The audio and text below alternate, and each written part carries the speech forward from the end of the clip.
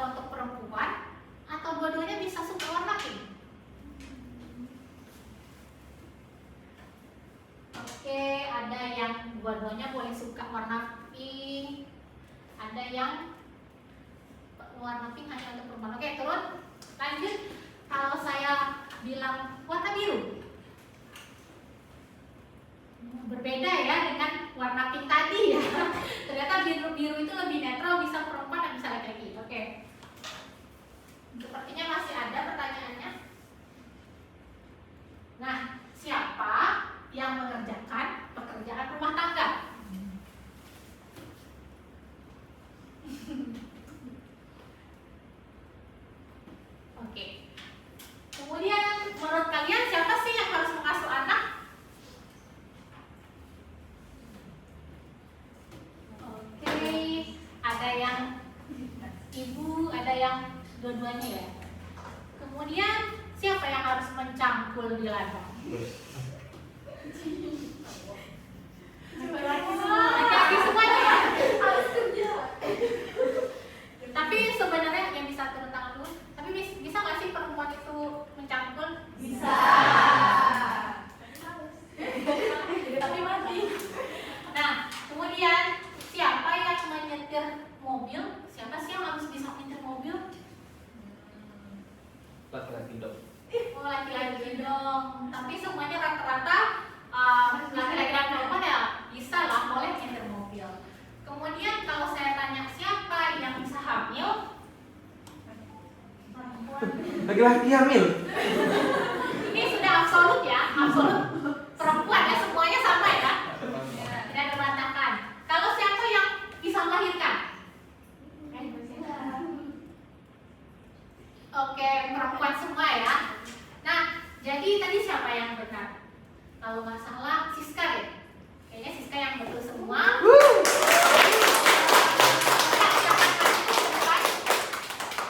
Siska dan dia. Silakan klik tombol lo. Iya. Nah, klik tombol lo. Oke. Selamat, berarti Siska dan beberapa teman yang mayoritas benar menjawabnya tadi itu adalah orang-orang yang sadar akan gender.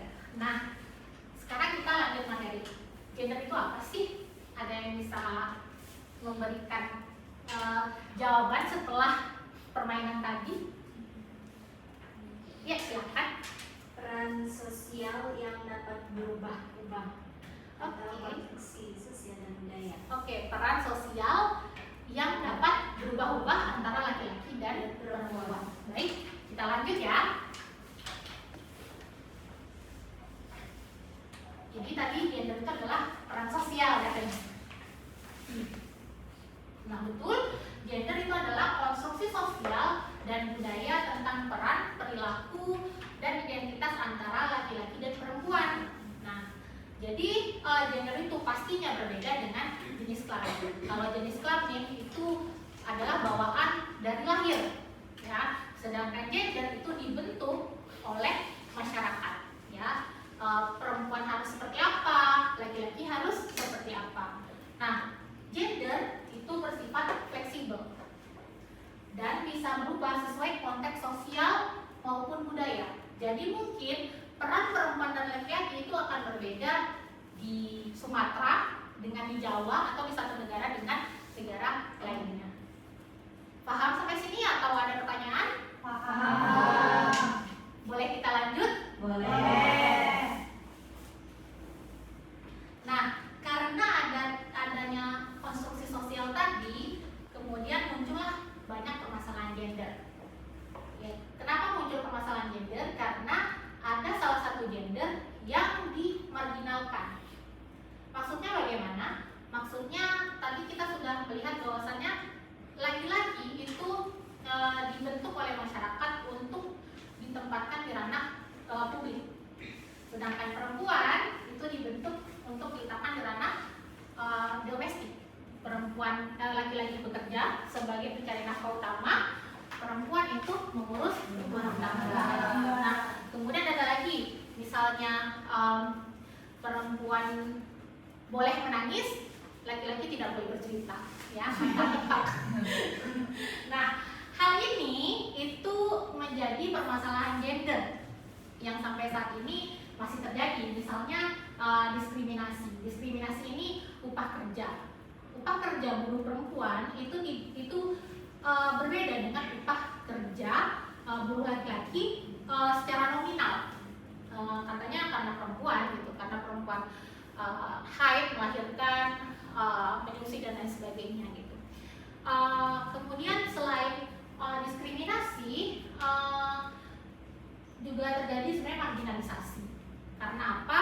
Karena kesempatan publik atau kesempatan untuk berinteraksi di ranah publik itu hanya dimiliki oleh laki-laki yang tadi, yang perannya dikonstruksi untuk diletakkan di ranah publik.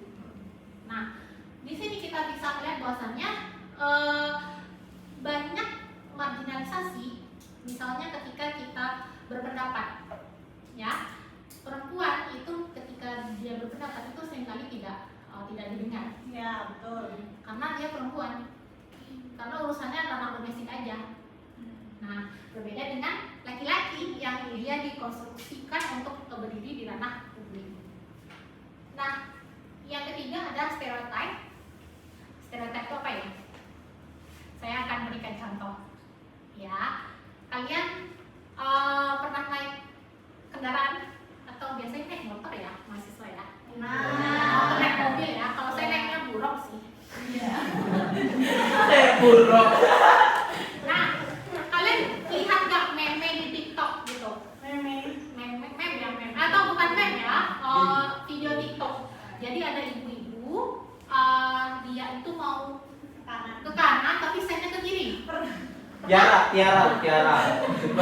Nah, tadi langsung kan Ricky langsung menuju Tiara. Karena kenapa? Karena Tiara perempuan. Nah, padahal sebenarnya itu adalah stereotip gender gitu ya. Tidak semuanya perempuan itu kalau naik motor sen ke kanan belok kiri. Banyak sebenarnya bapak-bapak tapi nggak ketahuan aja. Setuju. Nah, kemudian yang keempat terjadilah beban ganda. Memang kalau kita lihat hari ini perempuan itu sudah setara dengan laki-laki. Makanya ada yang bilang nggak perlulah gerakan feminisme, nggak perlulah gerakan sadar gender. Padahal malah saat ini sebenarnya gerakan sadar gender itu penting gitu.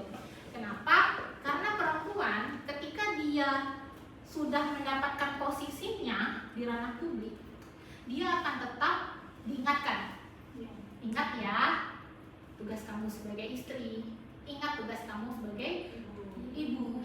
Nah, berbeda dengan laki-laki yang jarang orang mengingatkan gitu ya.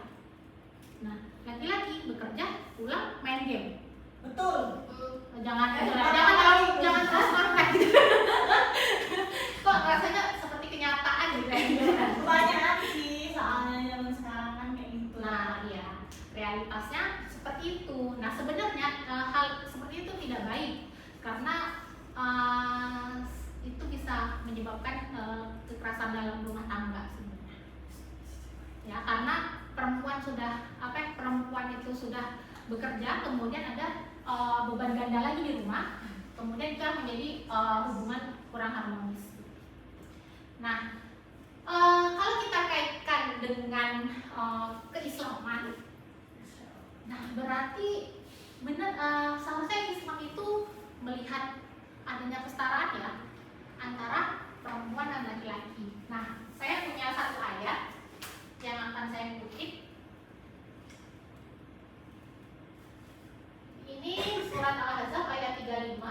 Sesungguhnya laki-laki dan perempuan yang muslim, laki-laki dan perempuan yang mukmin, laki-laki dan perempuan yang tetap dalam ketaatannya, laki-laki dan perempuan yang benar, laki-laki dan perempuan yang sabar, laki-laki dan perempuan yang khusyuk, laki-laki dan perempuan yang bersedekah, laki-laki dan perempuan yang berpuasa, laki-laki dan perempuan yang memelihara kehormatannya, laki-laki dan perempuan yang menyebut nama Allah. Allah telah menyediakan untuk mereka ampunan dan pahala yang besar. Artinya apa? Disebut laki-laki dan perempuan. Disebut laki-laki dan perempuan berkali-kali pula. Ya, bagus Tiara. Jadi artinya Islam sebenarnya itu melihat bahwasannya laki-laki dan perempuan itu memiliki kesempatan yang sama, bahkan memelihara kehormatan. Perempuan harus memelihara kehormatannya, laki-laki juga. Nah, tapi stereotip gender tadi membebani memelihara kehormatan itu kepada perempuan saja. Nah, itu isu-isu gender yang terjadi. Kemudian kalau kita kaitkan dengan 9 kata kunci moderasi beragama, kira-kira di bagian mana sih masalah gender ini bisa terlihat atau bisa kita selesaikan dengan kata kunci moderasi? kita lihat di sini ada 9 kata kunci moderasi beragama. Ada kemanusiaan, kemaslahatan umum, adil, berimbang, taat konstitusi, komitmen kebangsaan, toleransi, anti kekerasan, penghormatan kepada tradisi. Toleransi itu tidak hanya beragama saja, tapi gender. Kemudian adil, ada kesempatan bagi semua orang, termasuk kesempatan gender juga. Berimbang. Jadi bisa kita elaborasikan di hal kemanusiaan, adil dan berimbang. Nah, sebenarnya kata kunci moderasi ini harus kita ingat selalu ya, karena dengan 9 kata kunci ini kita bisa hidup dalam harmonisasi dalam keberagaman kita di Indonesia yang berbeda-beda.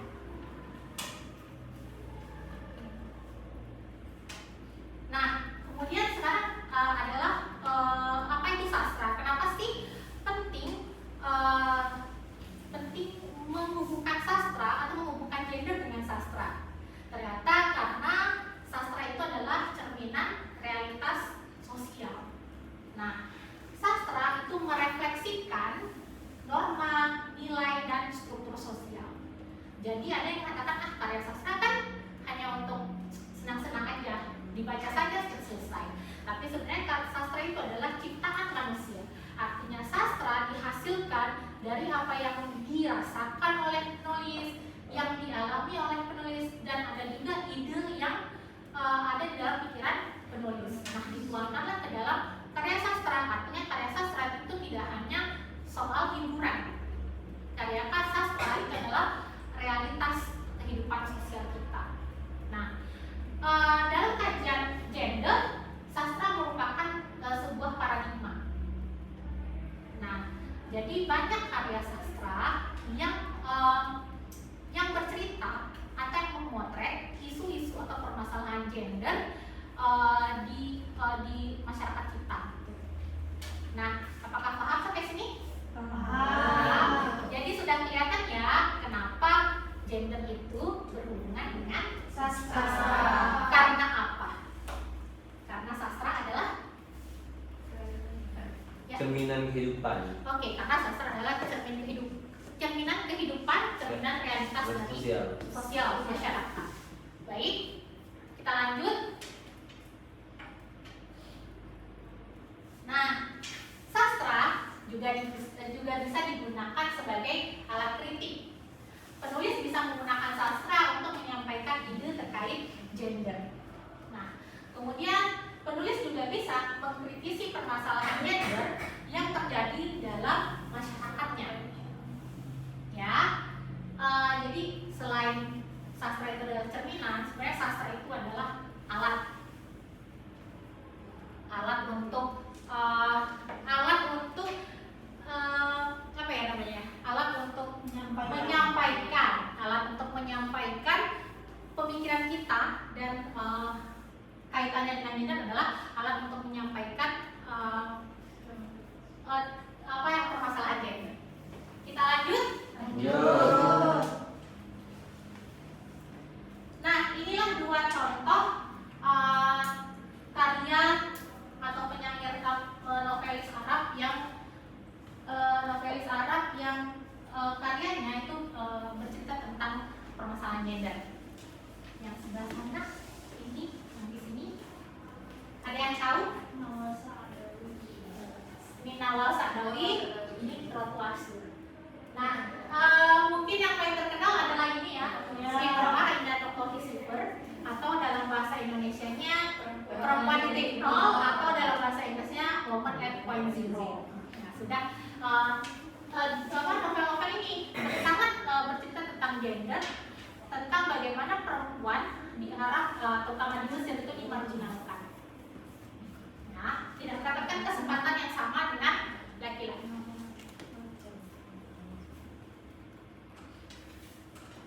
Oke, baik. Sekarang adalah akhir. Jadi sebelum ditutup, kita akan menyimpulkan adanya refleksi. Ya. Nah, materi ini, setelah kalian mendapatkan materi ini, apa yang bisa kalian dapatkan Ya Rahmat, silahkan.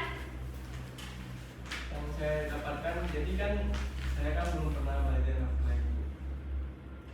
Yang saya tahu kan gender itu bahasa Inggrisnya dari kelamin. Jadi saya kira gender dengan kelamin itu sama. Ternyata ketika saya mengikuti mata kuliah ini itu berbeda. Karena kelamin dan juga gender itu adalah sebuah penggambaran makna yang berbeda. Salah satunya itu seperti yang dijelaskan ingin paparkan tadi di PPT. Sastra itu adalah media untuk menyampaikan sebuah pengalaman ataupun pengetahuan dengan baik, dengan sangat mengenai targetnya. Dan sedangkan gender itu adalah konstruksi sosial dan budaya dalam sosial masyarakat. Dari sini sudah jelas bahwa kelamin dan juga gender itu sangat berbeda. Sangat berbeda, dan isu gender itu banyak diceritakan di dalam karya sastra. Oke, mungkin cukup sekian daripada saya menyebutnya pagi menjelang siang ya, tetap semangat ya. Dan untuk minggu depan kalian ada tugas di luar kelas, yaitu review artikel jurnal. Linknya sudah ada, nanti akan saya letakkan di Google Classroom kita. Nah, jurnal yang kalian review judulnya Women and War: Exposing Palestinian Women Resistance Through Literary Work. Ini adalah hasil penelitian saya di tahun 2024. Jadi tugas dikirimkan tanggal 7 Agustus 2025 pukul 23.59 dan tidak boleh terlambat. Paham semuanya? Paham. Baik, mungkin cukup sekian. Saya akhiri dengan hamdalah. Alhamdulillah.